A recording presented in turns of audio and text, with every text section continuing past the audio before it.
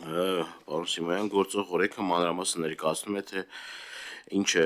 նվազագույն գինը, որ կարելի է առաջարկել աճուրդի ժամանակ։ Աճուրդը վաճառքի մեկնարկային գինը չի կարող պակաս լինել հողամասի կադաստրային արժեքի 100%-ից,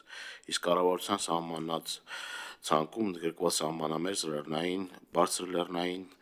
ծայրամասային բնակավայրում աճուրդի վաճառքի մեկնարկային գինը հողի կադաստրային արժեքի 50%-ից, իսկ կառավարության սահմանված ցանկում ընդգրկված մատական գործողությունների հետևանքով չօգտագործված հողատարածքներ ունեցող սահմանամերձ բնակավայրերում աճուրդով վաճառքի մեկնարկային գինը հողի կադաստրային արժեքի 30%-ից։ Իսկ առաջարկված փոփոխության համաձայն աճուրդով վաճառքի գինը հաշվարկելու է շուկայական արժեքով ըստ կառավարության սահմանված կարգի։ Մտավախություն ունենք, որ այս ամեն ինչը կարող է օգտագործվել հողամասերը ցանկալի անձանց ցածր գներով ուրեմն վաճառելու հետ կապված այս առումով խնդրում եմ նաև ձեր դիտարկումն ու ձեր կարծիքը։ Շնորհակալություն հարցի համար, պարոն Դանելյան, ցածր գներով օտարելու մասին խոսք չկա, խոսքը գնում է շուկայական գներով օտարելու մասին։ Եթե շուկայական արժեքը տվյալ հատվածում գնահատվի ըստ կառավարության կողմից սահմանված չափորոշիչների, որոնք այսօր հաստատված են, այսինքն այն ձեռնարկները, թե ինչպես է իրականացվում հողի շուկայական արժեքի գնահատումը եւ այն լիցենզավորված կազմակերպությունների կողմից, որոնց նկատմամբ վերահսկողությունը իրականացվում է համապատասխան հանձնաժողովի կողմից, եթե գնահատումը տեղի ունենում եւ այդ վերահսկողության շրջանակներում հաստատվում է, որ գնահատումը իրականացվել է համապատասխան ընդունված ստանդարտների, չափորոշիչների պահանջներից ելնելով, ապա ես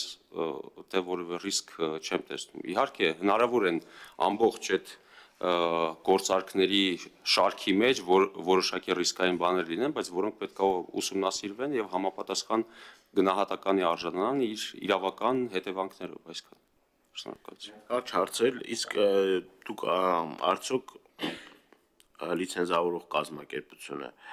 որ հիմա գործում է շատ ժամանակ, այդ կազմակերպություններն են բավականին իրենց գործունեությունը խնդրահարույց, այսինքն գնահատման հետ կապված լիցենզավորման կազմակերպությունները կարա եւ բարձր գնահատի եւ ցածր գնահատի, ըստ նաեւ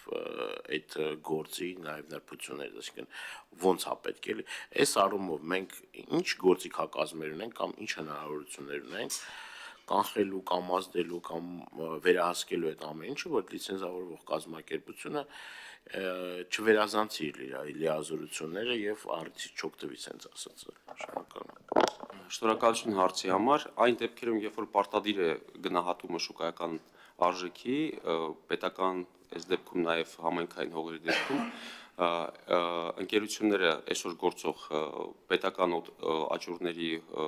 օտարման դեպքում, գնահատման դեպքում հաշվետվություններ են ներկայացնում հանձնաժողով, լիցենզավորող հանձնաժողով եւ հանձնաժողովը ըստ ձեռնարկների, որոնք նկարագրում են, թե ինչպես պետք է իրականացվի շուկայական արժեքի գնահատումը,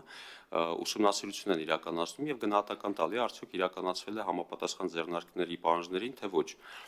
Ձեռնարկները նաեւ որոշակի պարամետրեր գնահատելու համար հնարավորություններ են տալի, լագեր են տալի, այսինքն օրինակ գործակիցը կարող է կիրառվել 0.6-ից մինչև 0.8 կամ 0.6-ից մինչև 1 գործակից կիրառվի այս չափորոշիչը գնահատելու դեպքում նման գնահատական մինիմալ կամ մաքսիմալ կամ միջին չափորոշիչը գնահատման ընկերության կողմից ընտրվելու դեպքում այդ ընկերությունները համապատասխան հիմնավորումներ են ներկայացնում հանձնաժողովը, ինչի են ընտրել այս կամ այն գնահատականը